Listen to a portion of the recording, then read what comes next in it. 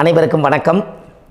பாரம்பரிய திருவள்ளுவர் குலவம்சம் பிரசன்ன ஜோதிடர் சுப மாரிமுத்து திருப்பூரிலிருந்து இந்த பதிவு உங்களுக்காக. ஐயா வணக்கங்க ஐயா. வணக்கம் ஐயா. ஐயா இப்போது மக்கள் சார்பாக ஒரு கேள்வி இன்றைக்கி நான் கேட்கலான் இருக்கேன். கேளுங்க ஐயா. ஐயா அதாவது இந்த ஜாதகத்தில் முடக்கு இருக்கு, ஜாதகத்தையும் முடக்கிருச்சு, கண்டிப்பாக அதனால் வாழ்க்கையில் நிறைய பிரச்சனைகள் அப்படின்னு சொல்லி நிறைய பேர் கேட்குறாங்க. கண்டிப்பாங்க ஐயா. இந்த முடக்குங்கிறது என்னங்க ஐயா? அதற்கும் கர்மாவுக்கு ஏதாவது சம்மந்தம் இருக்காங்க ஐயா?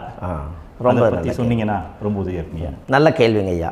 இந்த கர்மாவே முதல்ல எங்கேருந்து வருது அப்படிங்கிறது தான் இப்போ நம்ம சொல்ல போகிறோம். இதுவரைக்கும் எத்தனையோ கருத்துக்களெல்லாம் நீங்கள் இந்த உலகத்தில் கேட்டிருப்பீங்க.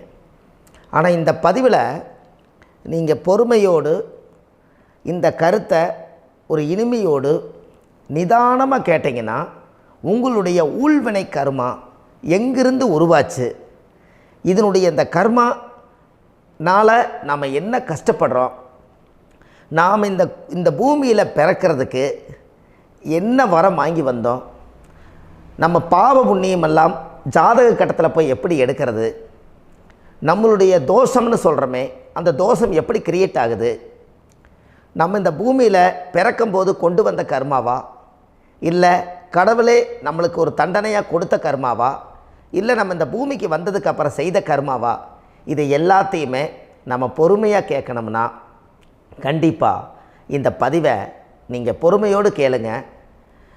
உங்களுக்கு இதில் ஒரு பெரிய ஒரு ரகசியம் ஒன்று அடங்கியிருக்குது. அந்த ரகசியத்தை தான் இன்றைக்கி இந்த உலகத்துக்கு அரங்கேற்றம் பண்ணுறேன். இந்த முடக்கு நம்ம ஐயா கேட்டதில் ஒரு அற்புதமான ஒரு விஷயம் என்ன அப்படின்னு கேட்டிங்கன்னா, முடக்குங்கிறது அந்த காலத்தில் பெரிய திறமையை கட்டி போட்டு வச்சுட்டா நம்மனால் அது இயங்க முடியுமா? முடியாது இல்லைங்களா ஐயா? முடியாது. அப்போது அதே மாதிரி ஜாதக கட்டத்தில் நமக்கு வேண்டிய யோகத்தை கடவுளே நம்மளுக்கு நாம் செய்த பாவத்தினால அது முடக்கி வச்சிருச்சுன்னா அந்த பாவகத்தை அந்த ஜாதகர் அனுபவிக்க முடியுமா? அனுபவிக்க முடியாது. அப்போது அந்த அனுபவிக்க முடியாமல் வெளி உலகத்தில் போய் நம்ம தேடி போன பிறவியில் செய்த பாவத்தை இந்த பிறவியில் நீங்கள் தேடி கண்டுபிடிச்சி வாழ்க்கையில் நீங்கள் எப்போ மேலுக்கு வர்றது? அப்போது அந்த கர்மா 12 ராசி கட்டத்துக்குள்ள 27 நட்சத்திரத்தில் 9 கிரகங்களுக்குள்ள ஒரு பெரிய ஒரு ஆத்துமாத்துமான கர்மா, உங்கள் பூர்வ ஜென்ம கர்மா இதுக்குள்ளே எங்கேயோ ஒரு இடத்துல முடங்கியிருக்குது. இந்த முடக்க மட்டும் உங்கள் ஜாதகத்தில் நீங்கள் கண்டுபிடிச்சிட்டிங்கன்னா ஹைலைட்டாக வாழ்கிறதுக்கு, இந்த உலகத்தில் சுதந்திரமான வாழ்க்கை வாழ்கிறதுக்கு ஒரு மிகப்பெரிய பொக்கிஷம் உங்கள் ஜாதகத்துக்குள்ளேயே இருக்குது. அப்போது அந்த ஜாதகத்துக்குள்ளே நாம் போன பிறவியில் நம்ம கர்மா நாம் என்ன செய்திருப்போன்னு உங்களுக்குள்ளே பெரிய குழப்பம் இருக்கும். என்னங்க ஐயா, நீங்கள் என்ன கர்மா பண்ணிட்டு வந்தீங்க, நாம் போன பிறவியில் நம்ம யாரை ஒரு வதச்சோம், யாரை நம்ம மனசை புண்படுத்தினோம், நம்ம தாத்தாவுக்கு சோறு போட்டோமா, நம்ம பாட்டனுக்கு சோறு போட்டோமா, நம்ம முப்பாட்டனுக்கு சோறு போட்டோமா, நம்ம கொள்ளுப்பாட்டனுக்கு சோறு போட்டோமா, அப்போ நம்ம அப்பாவுக்கு நம்மளை பெற்றவருக்கு நம்ம சாப்பாடு கொடுத்தோமா, இவங்களுக்கெல்லாம் நம்ம சேவை பணிமடைகள் செஞ்சோமா, நம்மளுடைய உறவுகளுக்கெல்லாம் அரவணைச்சு போனோமா, நம்மளுடைய இந்த மாதிரி நாம் இரத்த சம்பந்த உறவுகளை இருந்து தான் இந்த உலகத்துக்கு நம்ம வெளியில் வந்திருப்போம். அப்போது வெளியில் நீங்கள் நிற்கிறீங்க, அப்படியே மேலே போய் பார்த்தீங்கன்னா ஒரு 7 தலைமுறையில் ஒவ்வொருத்தரும் செய்த கர்மாவெல்லாம் நம்ம பிளட்டு ரிலேட்டிவாக இப்போ நீங்கள் கரண்ட்டில் இருக்கிறவங்க கிட்ட தான் டெபாசிட் பண்ணியிருக்கோம். அப்போ இது தெரியாமல் நாம் ஜாதகத்துக்குள்ளே போய் தசாபுத்தி நல்லா தனுங்க இருக்குது, நான் ரொம்ப கஷ்டப்படுறேன், என் ஜாதகத்தில் போய் பார்த்தேன் எல்லா கிரகங்களும் நல்ல வலிமையாக இருக்குன்னு தான் சொன்னாங்க, ஆனால் இன்னும் என்னுடைய கடன் அடையலை, இன்னும் என்னோடய கர்ம தீர்ந்த மாதிரியே தெரியல, எனக்குள்ளே ஒரு தாட்டு என்னமோ நான் ஒரு பின்தங்கின வாழ்க்கையிலே வாழ்ந்துட்டுருக்கேன் அப்படின்னு நீங்கள் சொல்லும்போது, அப்போ இதையெல்லாம் தாண்டி ஒரு கர்மா உங்களுடைய ராசி கட்டத்துக்குள்ளே எங்கேயோ ஒரு பக்கத்தில் ரகசியமாக புதைஞ்சிருக்கு. அப்போது அந்த ரகசியமாக புதைஞ்சிக்கக்கூடிய அந்த முடக்கு தான் இன்றைக்கி இந்த உலகத்துக்குள்ளே நீங்கள் தெரிஞ்சுக்கக்கூடிய விஷயம். அப்போ அந்த முடக்குங்கிறது ஒன்று உண்மை. இந்த உலகத்துக்கு நம்மளை எல்லாத்துலேயும் நல்லா யோசிச்சு பாருங்கள். 12 ராசி கட்டம் இருக்குதுங்களா ஐயா? ஆமாங்க ஐயா. ஆனால் கிரகம் எத்தனை இருக்குதுங்க? 9 தான் இருக்குங்க ஐயா. ஆமாம், 12 ராசிக்கு 12 கட்டத்துக்கு 12 கிரகம் கொடுத்துருக்கலாமல்ல கடவுள். அப்போ ஏன் 3 கட்டத்தை மட்டும் எம்டி பண்ணி மீதி 9 கிரகத்தை வச்சுக்கிறாருன்னா, அப்போ நாம் செய்த 3 தலைமுறை கர்மாவுக்கு அது எந்த கட்டம் பிளாக் ஆகுதோ அந்த கட்டத்துக்குள்ளே ஏதோ ஒரு ரகசியம் இருக்கிறனால தானே எங்கேயோ ஒரு பக்கத்தில் நீங்கள் கண்டிப்பாக கர்மாவில் மாட்டுவீங்கிறது கடவுளே படைச்சு தானே இதை உருவாக்கியிருக்காரு. 12 ராசிக்கு 12 கட்டம் கொடுத்துருந்தா எங்கே நீங்கள் சுற்றி வந்தாலும் ஏதோ ஒரு வீட்டுக்குள்ளே போய் உட்காந்துக்கலாம். ஆனால் ஒரு வீடு சுத்தமாக இருக்குது, ஒரு வீட்டில் 4 கிரகம் இருக்குது, ஒரு வீட்டில் 3 கிரகம் இருக்குது, ஒரு வீட்டில் 5 கிரகம் இருக்குது, ஒரு 3 வீடு 4 வீடு காலியாக இருக்குது. அப்போ எங்கேயோ ஒரு ராசி கட்டத்துக்குள்ளேயே கடவுளுடைய கர்மா விளையாட்டு, அது ரகசிய விளையாட்டு தான். அப்போது இந்த இடத்துல தான் உங்கள் ஜாதகத்தில் முடக்கு இருக்குது. இந்த முடக்கை நீங்கள் எப்படியெல்லாம் அதை ஆராய்ச்சி பண்ணி கண்டுபிடிக்க முடியும் அப்படிங்கிற ஒரு விஷயத்தை தான் இன்றைக்கி நம்ம இந்த உலகத்துக்குள்ளே இதை நுழைக்க போகிறேன். இப்போ அப்பா செய்த பாவம்னு ஒன்று இருக்குமில்லங்க ஐயா, நம்ம அறியாத வயசில் தெரியாதில்ல, அப்பா செய்த பாவம்னு இருக்கும். அப்பாவுடைய சொத்து பிள்ளைக்குத்தானா, அப்பாவுடைய பாவம் பிள்ளைக்குத்தானே, என்னங்க ஐயா? சரி, அப்போ தாத்தா இருக்கிறாரு, தாத்தாவுடைய கர்மா உயிர் எங்கே எழுதி வைக்கிறாருங்க? அப்போது மகனை விட்டுறாரு. அப்போ தாத்தா மாதிரியே முகம் இருக்குது, தாத்தா மாதிரியே அவருடைய நடை உடை பாவனை இருக்குது, அவர் தாத்தாவுடைய ஜீனு தான் அப்படின்னு இவர் சொல்லும்போது, அப்போ தாத்தாவுடைய சொத்து பேரனுக்கு சொந்தம்னா தாத்தாவுடைய பாவம் எங்கே போகுங்க? Very good. அப்போ அப்போது இந்த கர்மா எப்படி டிரான்ஸ்ஃபர் ஆகுதுன்னு உங்களுக்கு தெரியுதா? அப்போ நீங்கள் போன பிறவியில் அந்த தாத்தாவுடைய பேரனை நீங்கள் பிறக்கிறதுக்கு கர்மம் உங்களை செயல்பட வச்சுருக்குது. அதனால் நீங்கள் தாத்தாங்கிறீங்க. அதனால் அந்த கௌரவமாக எங்கள் தாத்தா சம்பாரித்த சொத்து நான் தான் அனுபவிக்கணுங்கிற விதியை நீங்கள் உருவாக்கிறீங்க. அப்போது இந்த ஜாதகத்தில் அந்த ஊழ்வினை தோஷந்தான் ஏதோ ஒரு வழியில் உங்களை கர்மாவை செயல்படுத்துது. அதனால தான் இந்த ஜாதகத்தில் எந்த ஒரு முடக்கை எடுக்கிறதா இருந்தாலும் சூரியன் என்ற நட்சத்திரம் எதுவோ அந்த நட்சத்திரத்துக்கு எந்த வீடு முடக்காகுதோ அங்கே தான் உங்களுடைய கர்மா ஒளிஞ்சிருக்கும். இதுதான் உங்களுடைய பெரிய ஒரு பொக்கிஷமான ரகசியம். சரிங்க ஐயா, இப்போ இதில் நவகிரகங்கள் 9 இருக்கும்போது ஏன் சூரியனை மட்டும் நம்ம இதில் எடுத்துக்கணும்னு நீங்கள் சொல்கிறீங்க? நல்ல கேள்விங்க ஐயா. நீங்கள் கேட்டீங்க பார்த்தீங்களா, 9 நவகிரகம் இருக்கும்போது சூரியனை மட்டும், அந்த சூரியன் என்ற நட்சத்திரம் பிறக்கும்போது அந்த வீடு மட்டும் முடக்காகுன்னு நீங்கள் கேட்டீங்க இல்லையா?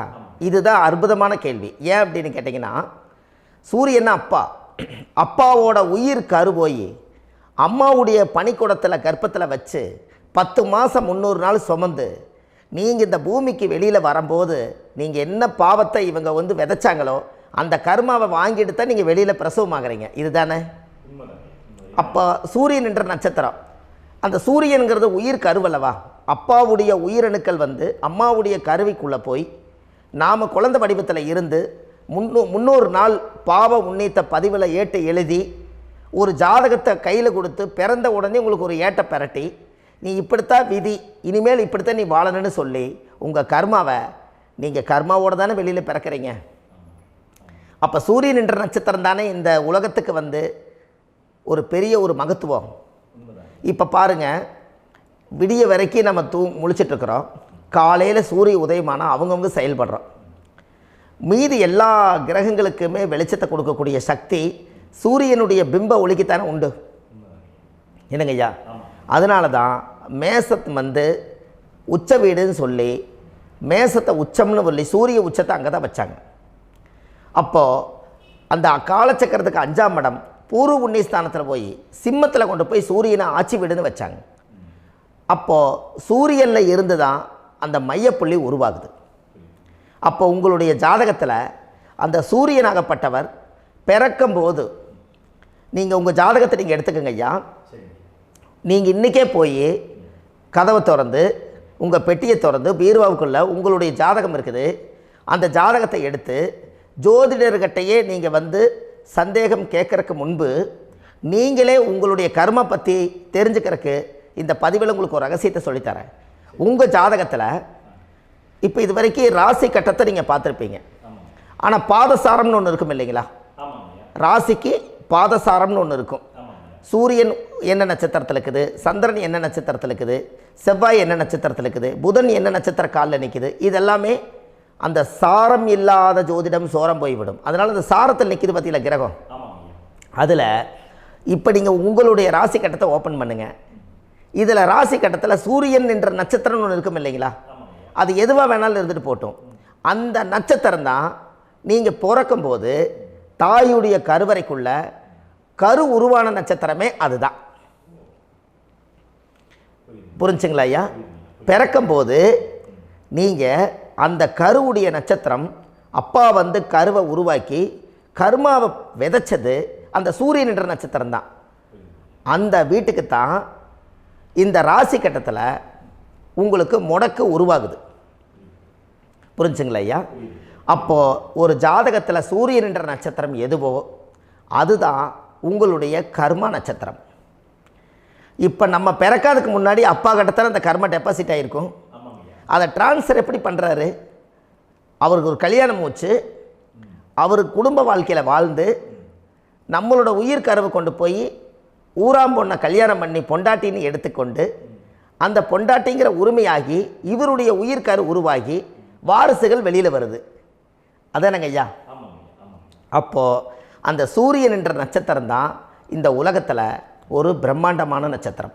இந்த நட்சத்திரம் உங்கள் மனசுக்குள்ளே ஏதாவது இருந்துச்சுன்னா உங்கள் வீட்டில் ஏதாவது ஒரு நல்ல விஷயங்கள் நீங்கள் பண்ணுறதா இருந்தால் அந்த கர்மா நட்சத்திரம் சூரியனுடைய நட்சத்திரம் இருக்குது பார்த்தீங்களா, அந்த நட்சத்திரத்தில் எந்த ஒரு சேவைகளும் செய்யக்கூடாது. அதுதான் கர்மா. அதை போய் நீங்கள் ஆக்டிவேட் பண்ணி விட்டீங்கன்னா அது முன்னோர்களை வந்து நீங்கள் வந்து தொந்தரவு பண்ண மாதிரி. அந்த கர்ம நட்சத்திரம் தான் உங்கள் வாழ்க்கையில் அது புதஞ்சிருக்கிறதா. இப்போ குழந்தை பிறந்தாலோ சீர் சீமந்தங்கள் நீங்கள் செய்கிறதாலோ கல்யாணம் முக்கிறதுனாலோ உங்கள் ஜென்ம நட்சத்திரத்தன்னைக்கு கல்யாணம் பண்ண வேண்டாம்னு சொல்லிக்கிறாங்கல்லங்க. உங்களுக்கு ஜென்ம நட்சத்திரத்துக்கு முன்னாடி உங்களை உருவாக்குன நட்சத்திரம் தான் ஜென்ம நட்சத்திரம். அப்போ சூரியன் என்ற நட்சத்திரம் அப்பாவுடைய ஜென்ம நட்சத்திரமாக அந்த ஊழ்வினை கர்மம் செயல்படுது. அப்போ அந்த முடக்கு யார் வழியில் வந்தது? முன்னோர்கள் வழியில் வந்தது. முன்னோர்கள் கட்டி வச்சது யாரைய? குலதெய்வத்தை. அப்போ அந்த குலதெய்வத்தை போய் சாமிக்கு போய் வீடு வாசல்லாம் வலித்து குலதெய்வத்தை போய் தேங்காய் பழம் பூ மாலை கல்கண்டு வாங்கி அர்ச்சனை பண்ணி ஒரு அன்னதானம் ஒன்று பண்ணிவிட்டு சாமிக்கு பொங்கல் வச்சு நைவேத்தியம் பண்ணிவிட்டு உங்கள் ஜாதகத்தை வச்சு பூஜை பண்ணிவிட்டு வாங்க. அதுக்கப்புறம் தான் உங்கள் கர்மாவை கண்டுபிடிக்கிறதுக்கு வழியே பிறக்கும். குலதெய்வத்தை வணங்காமல் கோவிந்தா கோவிந்தா என்று பல தெய்வத்தை வணங்கினாலும் பலனொன்றும் இல்லைன்னு அந்த காலத்தில் முன்னோர்கள் சொல்லி வச்சுக்கிறாங்களா இல்லைங்களா? அதனால் கண்டிப்பாக அதை கண்டுபிடிச்சி நீங்கள் அதுக்கு ஒரு நைவேத்தியம் பண்ணால் மட்டும்தான் முதல்ல உங்கள் 5ஆம் பாவம் முன்னோர்கள் அது வேலை செய்யும். குலதெய்வ ஆலயத்துக்கு போயிட்டு வாங்க. போயிட்டு வந்துட்டு இந்த கர்மவினை தோஷத்தை நிவர்த்தி பண்ணுறதுக்குண்டான சரியான பரிகாரத்தை நம்ம எடுப்போம். அப்போது உண்மையாலுமே ஒரு ராசி கட்டத்துக்குள்ளே இந்த மாதிரி ஒரு அந்த கர்ம தோஷம் இருப்பதனால இந்த கர்மா தோஷத்துக்கு அந்த முடக்க தோஷங்கிறத நீங்கள் எடுத்து அதை கண்டுபிடிச்சி அந்த சூரியன் என்ற நட்சத்திரம் எந்த ராசி கட்டத்தில் போய் முடக்காயிருக்குதோ அந்த முடக்கு எந்த பாவகம் வந்து நம்மளுக்கு லாக் ஆகிருக்குதோ அந்த பாவகத்துக்கு உண்டான பரிகாரங்கள் அதுக்குரிய ஸ்தலங்கள் அந்த கோவில்களில் போய் சுவாமிக்கு தேங்காய் பழம் பூமாலை கல்கண்டு வாங்கி அர்ச்சனை பண்ணி நீங்கள் இந்த கோவிலுக்குள்ளே போய் உட்காந்து சாமி கும்பிட்டு வந்தீங்கன்னா உங்களுடைய ஜாதகத்தில் இருக்கக்கூடிய அந்த முடக்கு தோசை நீங்கி வாழ்க்கையில் நீங்கள் எதை சாதிக்க வந்தீங்களோ அந்த சாதனையை நீங்கள் சாதிச்சிட்ருப்பீங்க. புரிஞ்சுங்களா ஐயா? ஏன் அப்படின்னா அந்த முடக்கு நட்சத்திரத்துக்குள்ளே தான் ஒரு தோஷம் இருக்குது. இப்போ அந்த காலத்தில் பாருங்கள் ஐயா, முன்னோர்கள் எல்லாம் நிறைய பேர் கோவில் கட்டி வச்சுட்டு போயிருக்காங்களா இல்லைங்களா? இந்த கோவில் எதுக்காக கட்டி வச்சுக்கிறாங்கன்னா அவங்க கட்டினவங்களுக்கும் அந்த முடக்கு தோஷம் இருந்திருக்குது. ராஜாக்கள் இருந்திருக்குது, மன்னர்கள் காலத்தில் இருந்திருக்குது, ஜமீன்தார் காலத்தில் இருந்திருக்குது. இப்போ அவங்களுடைய அமைப்புகள் எல்லாமே முன்னோர்கள் என்னமோ அறியாமல் தெரியாத தன்னடக்கம் இல்லாத ஒரு கர்மாவை இவங்க செஞ்சிட்டாலும் அதுக்குரிய பரிகார ஸ்தலங்களை கொண்டு போய் அந்த காலத்திலே ஜாதகம் பார்த்து நம்ம வந்து முன்னோர்களுடைய பாவத்தை நாம் செய்த பாவத்தையும் தீர்த்துட்டு நமக்கு கீழே அடுத்த சந்ததிகள் அடுத்த தலைமுறைகள் வந்தாலும் இந்த கோவில்களுக்கு வந்து விளக்கு போட்டு சாமி கும்பிட்டு இந்த மண்ணை மிதிச்சிட்டு போனால் அன்னையோடு அந்த கர்மா தீருங்கிறது அந்த காலத்திலேயே முடக்க தோஷ பரிகாரத்தை கோவில் வழியில் அந்த காலத்தை திசை திருப்பி வச்சுருக்காங்க. அப்போ நீங்கள் கோவிலுக்கு போகாமல் கண்டிப்பாக இந்த பரிகாரத்தை நீங்கள் உடைக்க முடியாது. ஏன் உடைக்க முடியாதுன்னா இப்போ நீங்கள் எத்தனை வருஷம் வாழ்கிறீங்க ஐயா?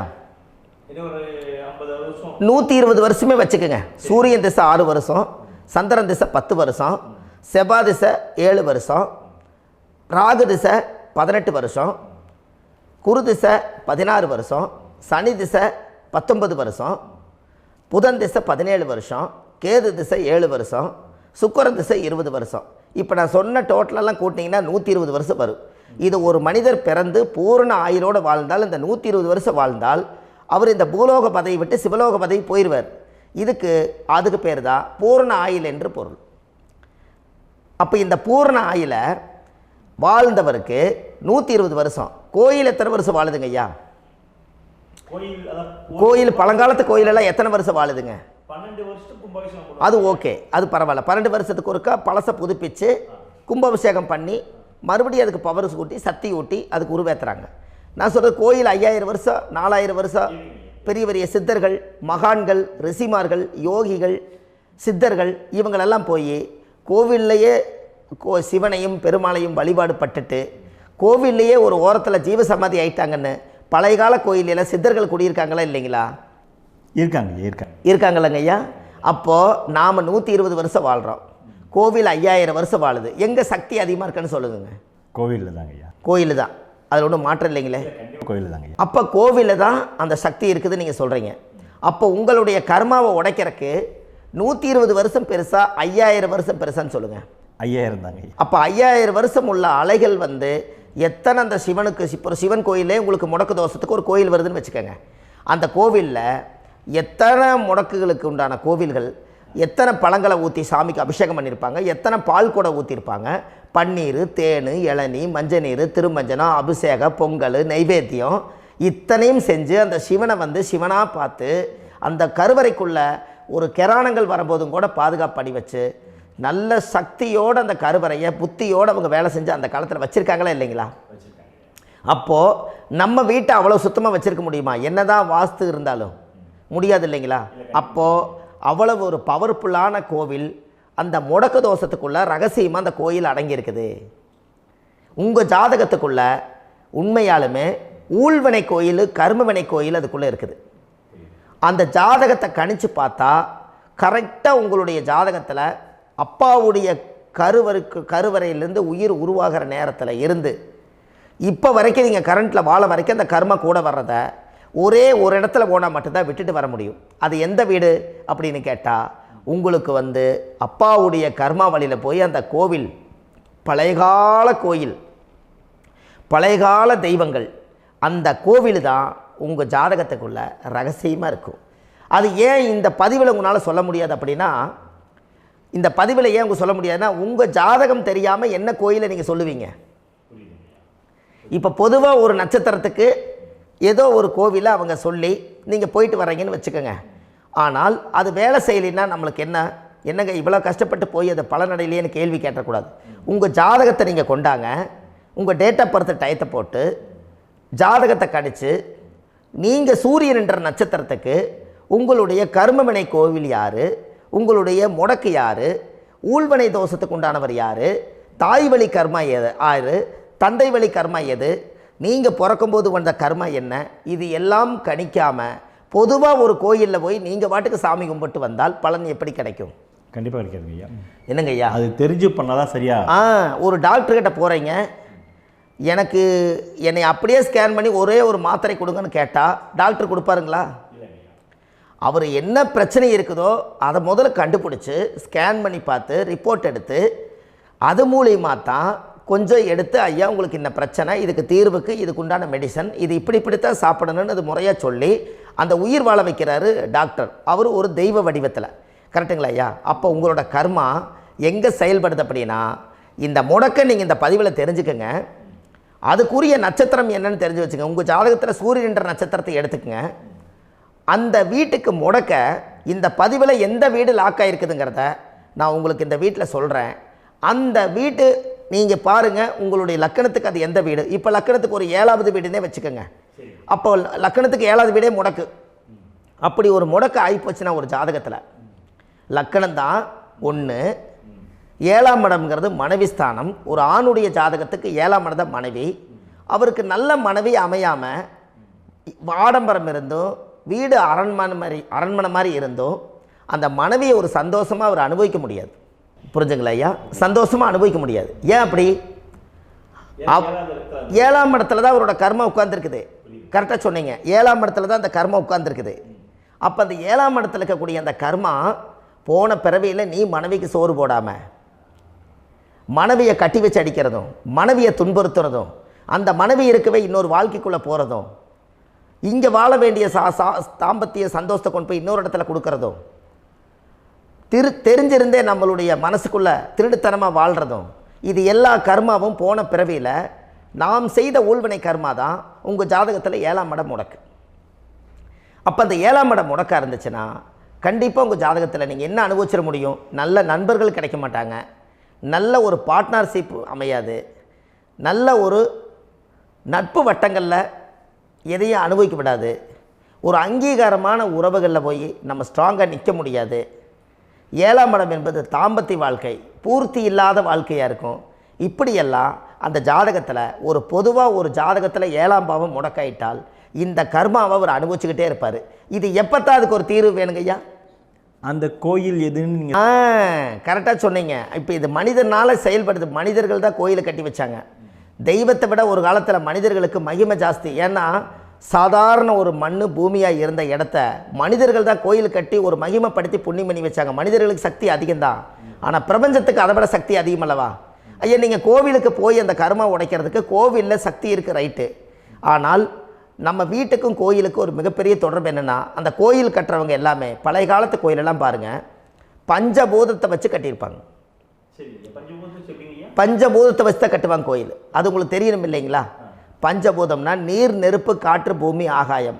இந்த பஞ்சபூதத்தினுடைய சக்திகள் எல்லாம் ஒரே நேர்கோட்டுக்கு என்னைக்கு வருதோ அன்னைக்கு தான் அந்த கோவிலுடைய பாலக்கால் போட்டு 1000-2000 வருஷம் நிலச்சி நிற்கிறது. காரணம், இந்த பிரபஞ்சத்தில் பஞ்சபூதம் எப்படி நிலச்சி நிற்குதோ அதுபோல் 5000 வருஷம் நிற்கிறதுக்கு அந்த பஞ்சபூத சக்தி வச்சு தான் சாமி சிலையை பிரதிஷ்டை பண்ணி வச்சுருப்பாங்க. அதனால தான் இந்த கோயில்கள் எல்லாம் 5000 வருஷமாயும் எத்தனையோ கிராணங்களை எல்லாம் தப்பிச்சிருக்கிறதுக்கு காரணம். அப்பேற்பட்ட புண்ணிய ஸ்தலம் உங்களுக்கு எதுன்னு தெரியணும் அல்லவா? என்னங்க ஐயா? அப்பேற்பட்ட புண்ணிய ஸ்தலம் உங்களுக்கு எதுன்னு தெரிஞ்சால் தானே நீங்கள் போய் செய்ய முடியும், இல்லாட்டி கண்டிப்பாக தெரியாது. அப்போ இந்த முடக்கு தோஷத்தை கடவுள்கிட்ட கொண்டு போய் ஒப்படைக்கணும். நாம் பிறக்கும் போது கொண்டு வந்த கர்மாவை நாம் இருக்கும் காலத்தில் கொண்டு போய் இந்த கர்மாவை சுத்தப்படுத்தி, நீங்கள் பாவ ஆத்மாவை இந்த பூமியில் பிறந்து பூலோகத்தில் எல்லா புண்ணியத்தையும் செஞ்சுட்டு இந்த பூலோகத்தை விட்டு நீங்கள் போகும்போது புனித ஆத்மாவாக போகணுன்னா உங்கள் கர்மாவை கொண்டுட்டு போகாதீங்க, கர்மாவை நிவர்த்தி செய்யுங்க. என்னங்க ஐயா? அப்போ கர்மாவை சுத்தப்படுத்துங்க. கர்மாவை சுத்தப்படுத்திட்டு உங்களுக்கு பிறக்கிற குழந்தைகளுக்கு அந்த கர்மாவை டிரான்ஸ்ஃபர் பண்ணாமல் உங்களோட நில் பண்ணுங்க. ஒரு உதாரணம் சொல்லட்டுங்களா ஐயா? ஒரு காந்தம் ஒன்று இருக்குது இல்லைங்களா? ஒரு காந்தம்ங்கிறது ஒரு தாத்தாவாக வச்சுக்கோங்க. ஒரு இரும்பை கொண்டு போய் வச்சா ஒட்டு மோட்டாதா? அப்போ ஒட்டுனோடனே காந்தம்ங்கிறது தாத்தா, அவருக்கு பிறந்த வாரிசுக்கு அந்த கர்ம டிரான்ஸ்ஃபர் ஆயிருமா? சரி, இன்னொரு இரும்பை கொண்டு போய் வைங்க, ஒட்டு மோட்டாதா? அப்போ அது பேரனுக்கு வைங்க, பேரனுக்கு வந்துருச்சு அந்த கர்மா. இன்னொரு இரும்பை கொண்டு போய் வைங்க, அந்த காந்தத்துக்கு நேர் இன்னொன்று வைங்க, ஒட்டு மோட்டாதா? அப்போ அதை கொண்டு போய் நம்ம கொள்ளு பேரனுக்கு வைங்க. இப்படியே டிரான்ஸ்ஃபர் ஆகி தலைமுறையாக இந்த கர்மா தொடர்ந்துக்கிட்டே இருக்குது. இந்த இடத்துல கொண்டு போய் காந்தத்துக்கு இரும்பு ஒட்டிகிட்டே இருக்குதுல்ல, இந்த இடத்துல ஒரு மரக்கட்டை செஞ்சு கொண்டு போய் கரெக்டாக வச்சுக்கினே போட்டுமா? அந்த மரக்கட்டையை கொண்டு போய் வைக்கிறவர் யார்? மரக்கட்டை வச்சுட்டு அடுத்த வாரிசு புனிதமாக பிறந்துட்டு அந்த மேலே இருக்கிற கர்மாலாம் இந்த அடுத்த இதுக்கு வராதில்ல. இதுதாங்க ஐயா கர்மா. தொடர்ந்து வரக்கூடிய கர்மாவை அதை நில் பண்ணணுங்கிறதுக்கு பேர் தான் இந்த உதாரணத்தை சொன்னவங்களுக்கு. அப்போ நாம் இந்த பூலோகத்தில் நம்ம ஒரு தாயுடைய கருவறையில் இருந்து தொப்புள் கொடி அறுக்கும் நேரம் நாம் என்ன கர்மாவை வாங்கி வந்திருந்தாலும் அதையெல்லாம் ஆராய்ச்சி செய்து ஜாதகத்தில் முழுமையாக கண்டுபிடிச்சி ஒரு காலம் இல்லைனாலும் ஒரு காலம் நம்ம நல்லா இருக்கிறதுக்காக, நம்ம வாரிசுகள் எல்லாம் நலமடைஞ்சு வளமடைஞ்சு வர்றதுக்காக இந்த கர்மா தோஷத்தை கரெக்டாக கண்டுபிடிச்சி சரியான கோவிலுக்கு போய் நீங்கள் கர்மாவை நிவர்த்தி பண்ணி அங்கே பூஜை புனஸ்தானங்கள், சகசரநாம பூஜைகள், ஓமங்கள், வழிபாடுகள் இதெல்லாம் நீங்கள் செஞ்சு உங்களுடைய பாவத்தை எல்லாம் கழித்து உங்கள் ஜாதகத்தவே யோகமாக மாற்ற முடியும். கண்டிப்பாக மாற்ற முடியும். ஏன்னா நம்ம யாரை நம்பி செய்கிறோம்? சரியான கடவுள்கிட்ட வழிகாமிக்க போகிறோம். அப்போ கடவுள் பொய்யாயிருவாரா? ஐயா நம்ம அதாவது அந்த காலத்தை சொல்லுவாங்க, சத்தியுள்ள சாமி கும்பிட்டு புத்தி உள்ள உள்ளே பெக்கணும்னு சொன்னாங்க. 16 வதபதன்னு பெக்கலை, எல்லாம் அறிவோடு பெற்றாங்க. அதனால் எல்லாமே தாய் தந்தைகள் பேச்சை கேட்டாங்க. அன்றைக்கி எல்லாருமே தாய் தந்தைகளுக்கு தூணாக நின்னாங்க. அப்போ அந்த காலத்தில் சத்தியுள்ள சாமி கும்பிட்டு புத்தி உள்ள உள்ளே பெக்கணும்னு சொல்லி அன்றைக்கி அறிவோடு பெற்று இந்த கர்மாவை ஆளுக்கு ஒரு கர்மாவை டிரான்ஸ்ஃபரை பிரித்து எல்லாரும் சுத்தப்படுத்தினாங்க. இன்றைக்கி நம்ம ஒரு குழந்தை 2 குழந்தை பெற்று வச்சுருக்கோம். அவங்களுக்கே இவ்வளவு கர்மா வந்துருச்சுன்னா இந்த குழந்தைகளுக்கு என்னைக்கு இந்த கர்மாவை போய் கண்டுபிடிச்சி நீங்கள் எப்போ சரி பண்ணுவீங்கன்னு. அப்போ இந்த வாழ்க்கையில் ஏதோ ஒரு பிரபஞ்ச சக்தி நம்மளை அறியாமல் என்னமோ ஒரு இயக்கத்தில் கொண்டு போய் விட்டுருச்சுங்களா? அப்போ இனிமேலாவது இந்த கர்மாவில் இருந்து கண்டிப்பாக நம்ம நிவர்த்தி ஆகணும்னு சொன்னால் இந்த முடக்கு தோஷத்தை யாரெல்லாம் கண்டுபிடிச்சி இந்த ஊழ்வினை கர்மாவில் இருந்து நாம் கருவறையில் சுமக்கும் போது 10 மாதம் நீங்களாம் என்னென்ன நினச்சிருப்பீங்க? அதாவது கருவறைக்குள்ள கருப்பாக ஒரு பிண்டம் இடப்பக்கம் கிடக்கையில் இந்த பூமிக்கு வரும்போது நீங்கள் என்னென்ன நினச்சிருப்பீங்க? இந்த பிறந்ததுக்கு அப்புறம் வந்து தான் அம்மா தெரியுது, அப்பா தெரியுது, தாத்தா தெரியுது, பாட்டி தெரியுது, இந்த உலகத்தில் கண்கொள்ளாத காட்சிகள் எல்லாம் தெரியுது, எல்லாம் தெரியுது. ஆனால் 10 மாதம் உங்கள் வாழ்க்கையில் நீங்கள் இருக்கும்போது நீங்கள் என்னென்னலாம் நினச்சி இந்த பதிவில் இறைவன் கொடுத்தாரோ அதையெல்லாம் அனுபவிக்கத்தான் வந்தீங்க. அதுக்கு இடையில இருக்கிறதான கர்மா. இந்த ஒரு விஷயம் உங்களுக்கு கிடச்சிருச்சுன்னா நீங்கள் எல்லாருமே ராஜயோகமாக பிழைப்பீங்கள்ல. இதில் ஏழை பணக்கார யாரையுமே சொல்ல வரல. அவங்க பிறக்கும்போது புண்ணியத்தை பொறுத்து தான் போன ஜென்மத்தில் நம்ம என்ன புண்ணியங்கள் பண்ணி வச்சோமோ அந்த புண்ணியத்தில் இன்றைக்கி நல்லா வாழ்கிறாங்க. ஒருத்தர் கேட்டார், என் ஜாதகத்தில்ங்க எங்கூட படித்தவர் இடம் வாங்கிட்டார், வீடு வாசல் கட்டிட்டார், தொழில் பண்ணிட்டார், நல்லா இருக்கார், ஆனால் நான் இன்னும் அப்படியே தான் இருக்கிறேங்கன்னு ஒருத்தர் கேட்டார். அதுக்கு ஒரு கருத்து என்னென்னா, டேட் ஆஃப் பர்த் ஒன்று தான், டைம் ஒன்று தானே வச்சுக்கோங்க. அவங்க அப்பா செஞ்ச புண்ணியம் வேறு, நீங்கள் செஞ்ச பாவங்கள் வேறு. அவர் செஞ்ச புண்ணியத்தினால அவருக்கு எல்லாமே முன்னாடி கிடைக்கிது. நீ கர்மாவெல்லாம் கழிச்சிட்டினா பின்னாடி கிடைக்க போகுது. இதில் மற்றவங்களை பற்றி வேற்றுமையாக நினைக்கிறதுல எந்த ஒரு இதுவுமே இல்லை. அப்போ ஒருத்தர் பார்த்து ஒருத்தர் வாழ வேண்டாம். உங்களுடைய சுய அறிவை வச்சு இந்த பூலோகத்தில் இந்த பூமியில் நீங்கள் 4 தெரிஞ்சு நல்ல விதமாக கற்றுக்கிட்டு இந்த உலகத்தில் சிறப்பாக வாழ கற்றுக்குங்க. அதுக்கு அந்த ஊழ்வினை தோஷத்தை கண்டுபிடிங்க. உங்களுக்குன்னு ஒரு முடக்கு இருக்குதுங்கிறத இன்றைக்கி நீங்கள் எழுதி வைங்க. அதை எப்படியாவது கண்டுபிடிங்க, அதை தேடுங்க. ஒரு முறை நீங்கள் ஜாதகத்தை கொண்டு வாங்க. அந்த ஜாதகத்தை கொண்டு வந்து உங்கள் பாவகத்தில் எத்தனாம் பாவம் முடக்காயிருக்குதுன்னு பாருங்கள். அந்த பாவகம் முடக்காயிருச்சுன்னா உங்கள் வாழ்க்கையில் அதிலிருந்து உங்களால் வெளியில் வரவே முடியாது, கண்டிப்பாக வர முடியாது. அதை நீங்கள் கண்டுபிடிச்சா மட்டும்தான் நீங்கள் மேலே வர முடியும். ஏன்னா நிறைய பரிகாரங்கள், பூஜைகள், யாகங்கள், ஓமங்கள் எல்லாம் செய்து வச்சும் கூட அந்த கர்மவினைக்கு உண்டான கோவிலுக்கு போய் அந்த 5000 வருஷ பழமை வாய்ந்த தெய்வத்துக்கிட்ட போய் நீங்கள் முறையிட்டு விளக்கு போட்டு உங்கள் கர்மத்தை எல்லாம் நான் நீ தான் தீர்த்து கொடுக்கணும்னு சொல்லி நம்பிக்கையோடு நீங்கள் போய் அந்த சரணாகதி அடையிறீங்க பாருங்கள், அங்கே தான் உங்கள் கர்மாவை எடுத்து விடுறாரு. அப்போ இந்த ரகசியம் உங்களுக்கு வேணுமல்லவா? அப்போ உங்கள் ஜாதகத்தில் எங்கே முடங்கி அதுக்குரிய கோவில்கள் எல்லாம் என்ன, அதுக்கு தான பரிகாரம் என்ன, அதுக்கு நீர் பரிகாரம் என்ன, யாத்திரை பரிகாரங்கள் என்ன, நீங்கள் வீட்டில் இருந்தே செயல்படுத்தக்கூடிய பரிகாரங்கள் என்ன, பரிகாரம் கோவிலுக்கு போய்த்தான் நடக்குமா, இல்லை நாம் வீட்டில் வச்சு வணங்குறதுனால நடக்குமா, நாம் செய்யக்கூடிய தர்ம பரிகாரங்கள் என்ன, தான பரிகாரங்கள் என்ன, இப்படி பல விதமாக இருக்கிறனால உங்கள் ஜாதகத்துக்கு எந்த மாதிரி பரிகாரம் கனெக்ட் ஆகுதுங்கிறது தெரியணும். இது தெரியாமல் கண்டிப்பாக உங்களால் செயல்படுத்துறது ரொம்ப கஷ்டம். இதனால் இதை நீங்கள் தெரிஞ்சுக்கணும்னா இப்போ நம்ம பாருங்கள், நீங்கள் அந்த தெரிஞ்சுக்கிட்டாலே உங்கள் வாழ்க்கையில் ஒரு டைம் தான் நீங்கள் தெரிஞ்சுக்க போகிறீங்க. உங்களுடைய கர்மா என்ன, நீங்கள் எங்கே செயல்பட்டு போயிட்டுருக்கிறீங்க, உங்கள் போகிற பாதை சரியா இல்லை அந்த பாதையில் முள்ளு கல் இருக்குதா, இது எல்லாம் உங்களுக்கு தெரியலனா இந்த முடக்கை கண்டுபிடிக்கக்கூடிய சக்தி வாய்ந்த இந்த கர்மாவை நிவர்த்தி பண்ணுறதுக்கு வழிகள் இருக்குது. அதனால் நீங்கள் கண்டிப்பாக இந்த முடக்கை தெரிஞ்சுக்கணும். இந்த முடக்கு ராசினா என்ன உண்மையாலுமே உங்கள் வாழ்க்கையில் நீங்கள் தெரிஞ்சு இனிமேல் உங்கள் வாழ்க்கையில் இதுவரையிலும் கர்மாவுக்குள்ளேயே கஷ்டப்பட்டீங்க, வழி தெரியாமல் கண்ணை கட்டி காட்டில் விட்ட மாதிரி இருந்தீங்க. இனி அப்படி இருக்க வேண்டாம்.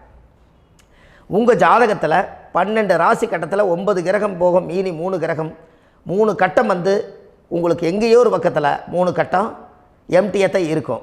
கரெக்டுங்களா? அது இல்லாமல் ஒரு ஜாதகம் பிறக்காது. ஏன்னா 9 கிரகத்துக்கு 9 கணக்கு போட்டால் 3 கட்டம் எம்டியாக தான் நிற்குது. அந்த கட்டத்துக்குள்ளே எந்த நட்சத்திரத்தில், எந்த சாரத்தில், எத்தனாவது டிகிரியில், எத்தனாவது பாதசாரத்தில், எத்தனை வெகுளையில், எத்தனை செகண்டுக்குள்ளே இந்த கர்மா உள்ளே புகுந்து உங்களை செயல்படுத்துதுங்கிறத கண்டிப்பாக உங்கள் ஜாதகத்தை கொடுங்க.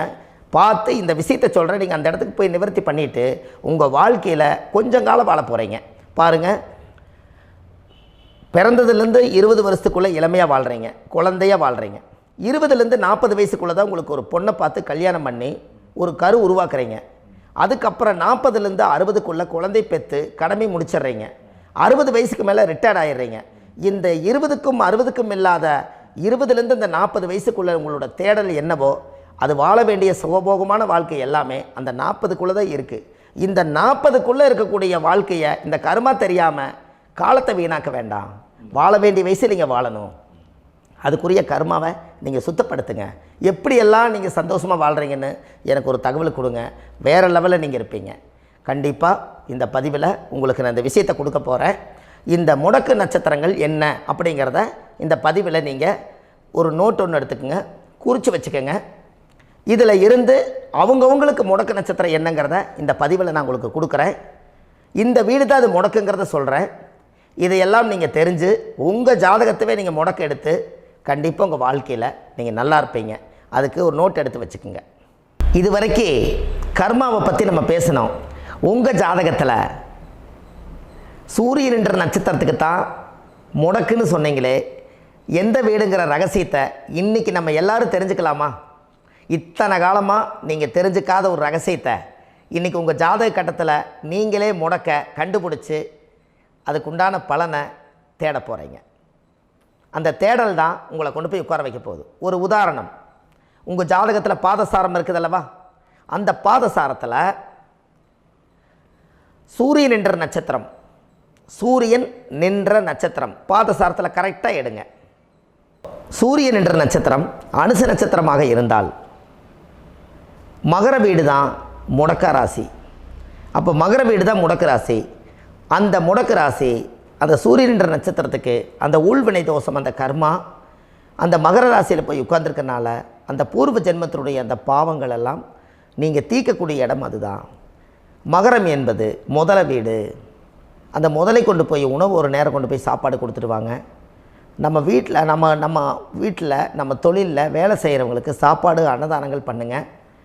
இந்த கர்மா பரிகாரத்தை முறையாக கண்டுபிடிச்சி அதுக்குரிய பரிகாரங்களெல்லாம் நீங்கள் செஞ்சால் வாழ்க்கையில் கண்டிப்பாக நல்லா இருப்பீங்க. அப்போ சூரியன் என்ற நட்சத்திரமே உங்களுடைய வாழ்க்கையில் மகரம் வீடு தான் அது முடக்க மாறுது. அது நிவர்த்தி ஆயிடுச்சுன்னா கண்டிப்பாக உங்கள் வாழ்க்கையில் ஒரு நல்ல மாற்றத்துக்கு வந்துடுவீங்க. உங்கள் லக்கணத்துக்கு இது எத்தனாம் பாவம்னு பாருங்கள். அந்த பாவகத்தை உங்களுக்கு முடங்கியிருக்கும், அங்கே தான் கர்மா இருக்குது. அதை நிவர்த்தி செய்யணுன்னா கண்டிப்பாக ஒரு முறை நீங்கள் ஜாதகத்தை பாருங்கள். அனுச நட்சத்திரத்தினுடைய பதிவை இது வரைக்கும் நீங்கள் கேட்டீங்க. அதுக்கு அடுத்தது கேட்ட நட்சத்திரத்தை பற்றி அடுத்த பதிவில் நம்ம பார்க்க போகிறோம். நம்ம ஆன்லைன்லேயே ஜாதகம் பார்க்குறோம். உங்கள் date of birth, time, place கொடுத்தீங்கன்னா போதும். உங்களுக்கு ஜாதகத்தை கணிச்சு ஃபோன்லேயே உங்களுக்கு கர்ம ராசி கண்டுபிடிச்சி உங்களுக்கு உண்டான கர்ம பரிகாரத்தை சொல்லி உங்கள் வாழ்க்கையில் ஒரு வெளிச்சத்தை கொண்டு வர்றதுக்கு என்றைக்கும் உங்களுக்கு உறுதுணையாக இருப்பேன். நீங்கள் கண்டிப்பாக இந்த பதிவுகள் எல்லாம் இது உங்களுக்காகத்தான். இது அதிகாலை நேரத்தில் பிரம்ம முகூர்த்தத்தில் இந்த பதிவை உங்களுக்கு முழுமையாக சமர்ப்பணம் பண்ணுறேன். இதை இதை வழி நடத்தி இதைய எப்படியெல்லாம் இந்த முடக்க கண்டுபிடிச்சி இப்படியெல்லாம் பேச வச்சு அழகு பார்க்க நம்ம முன்னோர்களுடைய ஆசீர்வாதமும் இந்த முடக்க கண்டுபிடிச்ச குருமார்களும் அவங்களுடைய குடும்ப பாரம்பரிய வம்சாவளிகளும் எல்லாருமே நல்லா இருக்கணும். அதுக்காக இந்த நேரத்தில் நான் வந்து அடியேன் சுப மாரிமுத்தாக இருந்து திருப்பூர்லேருந்து இந்த பதிவை உங்களுக்கு நான் கொடுக்குறேன். கண்டிப்பாக இந்த முடக்கு கோயிலுக்கு, இந்த முடக்கு தோஷத்துக்கு உண்மையான பரிகாரங்கள், எளிமையான பரிகாரங்கள் நீங்களே வாழ்க்கையில் செஞ்சு ஆதிகால பரிகாரங்கள் உங்கள் மனசுக்குள்ளே இருக்குது. அதை செயல்படுத்தினா மட்டும் போதும், வாழ்க்கை எங்கேயோ போயிடும். கண்டிப்பாக ஒரு முறை உங்கள் ஜாதகத்தை அனுப்பி வைங்க, உங்களுக்கு நான் பார்த்து பலன் சொல்கிறேன். இன்றைக்கி நான் கொடுத்த பதிவுகள் எல்லாம் உங்களுக்கு ரொம்ப பயனுள்ளதாக இருந்திருக்கும். உங்களுக்கு இது வரைக்கும் எத்தனையோ கர்ம வினைகளை பற்றி தெரியாமல் இருந்திருப்பீங்க. இந்த பதிவில் நிறைய கேட்டு தெரிஞ்சுக்கிட்டீங்க. இதெல்லாம் வாழ்க்கையில் ரொம்ப முக்கியமான பரிகாரங்கள், எளிமையான பரிகாரங்கள். நேராக நீங்கள் கடவுளைத்தான் கெட்டியாக பிடிக்க போகிறீங்க. அந்த பரிகாரங்கள் எல்லாம் செஞ்சு அதிகாரமாக வாழ்ந்து இந்த பூலோகத்தில் நல்ல சிறப்பாக வாழ்கிறதுக்கு இந்த பரிகாரம் உங்களுக்கு ரொம்ப யூஸ்ஃபுல்லாக இருக்கும். கண்டிப்பாக இந்த பதிவை செய்யுங்க. நம்ம பாரம்பரிய திருவள்ளுவர் குல வம்சம், பிரசன்ன ஜோதிடர் சுப மாரிமுத்து, திருப்பூரில் இருக்கேன். 30 ஆண்டு காலமாக நம்ம ஜோதிடம் பார்த்து கொண்டிருக்கிறோம். இவ்வளவு காலமாக எத்தனையோ ஆயிரக்கணக்கான மக்களுக்கு நம்ம ஜோதிடம் பார்த்து வழிகாட்டி நிறைய மக்களுக்கு நிறைய சேவைகள் செஞ்சுருக்கேன். நிறைய கோயில் கட்டி வச்சுருக்கேன், கும்பாபிஷேகங்கள் பண்ணி வச்சுருக்கேன், அன்னதானங்கள் நிறையா பண்ணி வச்சுருக்கேன், புண்ணிய யாத்திரைகள் நிறைய போய் வந்திருக்கேன். மக்களுக்காகவே நான் உங்களுக்கு உழைக்க தயாராக இருக்கேன். இந்த ஜோதிடம் வந்து என்னுடைய ஒரு பாரம்பரியமாக, என்னுடைய அப்பா தாத்தா முன்னோர்கள் இதெல்லாம் எங்களுடைய குலத்தொழில் இது. அதனால் நாங்கள் பாரம்பரியமாக திருவள்ளுவர் குல வம்சம். வள்ளுவர் வாக்குன்னு யூடியூப் சேனலில் போனீங்கன்னா 1000 பரிகாரங்கள் கொடுத்துருக்கேன். அதுவும் உங்களுக்கு ரொம்ப யூஸ்ஃபுல்லாக இருக்கும். வள்ளுவர் வாக்கு அப்படின்னு போடுங்க, அப்படி இல்லைன்னா சுப மாரிமுத்துன்னு போடுங்க. இதில் பரிகாரங்கள் நிறையா கொடுத்துருப்பேன். கண்டிப்பாக இதெல்லாம் நீங்கள் சந்தித்து நீங்கள் ஒரு சப்ஸ்கிரைப் பண்ணி வச்சுக்கோங்க. நான் போடக்கூடிய பதிவுகள் எல்லாமே உங்களுக்கு நோட்டிஃபிகேஷனாக வந்துடும். அதனால் நீங்கள் ஒரு சப்ஸ்கிரைப் பண்ணி வச்சுக்கோங்க. தினமும் ஒரு தகவல் உங்களுக்கு கொடுத்துக்கிட்டே இருக்கேன். இதெல்லாமே உங்களுக்கு ஒரு பெரிய சந்தோஷமான நிகழ்ச்சிகள். என்றைக்கும் உங்களோட நான் வாழ்கிறேன். உங்களுடைய குடும்பத்தில் நான் ஒருத்தராக இருந்து குடும்ப ஜோதிடராக நான் இருப்பேன். கண்டிப்பாக ஆயுளுள்ள வரைக்கும் உங்களுக்காக இந்த ஜோதிடத்துக்கு உழைச்சி உங்கள் குடும்பத்தில் ஒருத்தராக நான் வந்து ஒரு ரத்த உறவில் நான் வந்து இந்த பூர்வ ஜென்மத்தில் உங்களுக்கு நான் கடமைப்பட்டிருக்கேன். கண்டிப்பாக அடுத்த பதிவில் உங்களை நான் சந்திக்கிறேன். வாழ்வது ஒரு முறை, வாழ்த்தட்டும் தலைமுறை. நன்றி, வணக்கம்.